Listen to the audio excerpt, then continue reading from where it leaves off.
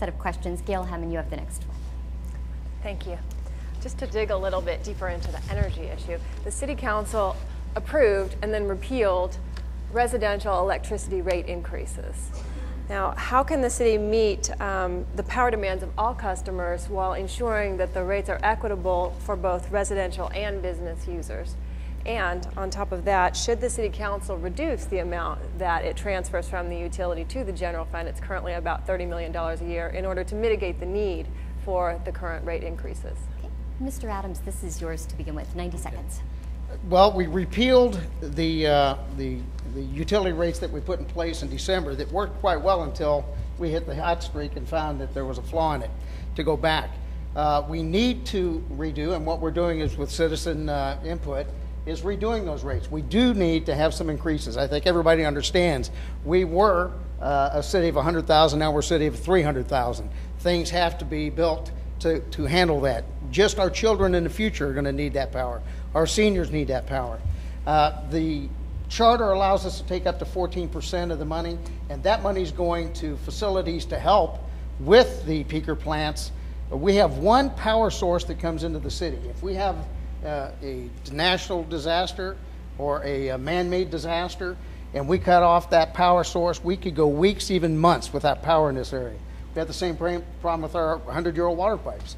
So yes, we need to be able to utilize that money. It's going towards improving our power capabilities so that we can give the promised utilities and service that government guarantees the citizens of the city of Riverside. Thank you. Again, I was the only one there that evening, which was in December. No citizens, nothing on the agenda, really, to counteract the fees of the increase in utility.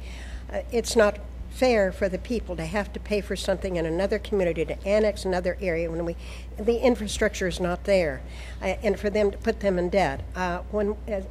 I want to remind you that La Sierra Ward 7 was annexed in the city of Riverside, and we didn't have all the infrastructure. In fact, I approved a lot of infrastructure which brought in storm drains and things like that into our community. But we did it with the people of La Sierra paying for it. For 15 years we had to pay it back. The infrastructure is important, and we don't want blackouts. But if we know we're going to have blackouts, why would we want to annex somebody else in and have a higher debt and pass this on to the residents that are existing and even expose them to more blackouts?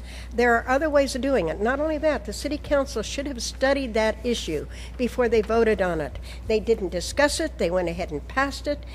We have a utility board that goes into detail on those things. There were meetings there. They should have known about it, and they should have known the impact that they were going to create to the utility users. Some of their utility bills were higher than their monthly income. Now, that should tell you something. And they're there to study these things before they pass things, or at least give the community the right to come down there and speak on these issues and give them some input that might make them able to respond to the issues without impacting other people. Thank you. And you have 30 seconds. Well, this was done with community outreach. We notified people through their utility bills, through public hearings at City Hall and City Council, and we put in a program that had worked for several months. Nobody noticed the difference until we had the power surge, and then when we found the flaw, we immediately corrected it. And we're in the process of finding a way to fair and equitably transfer the cost of improving our facilities citywide, and especially in the Ward 7 area where we have 100-year-old water pipes that still haven't been done.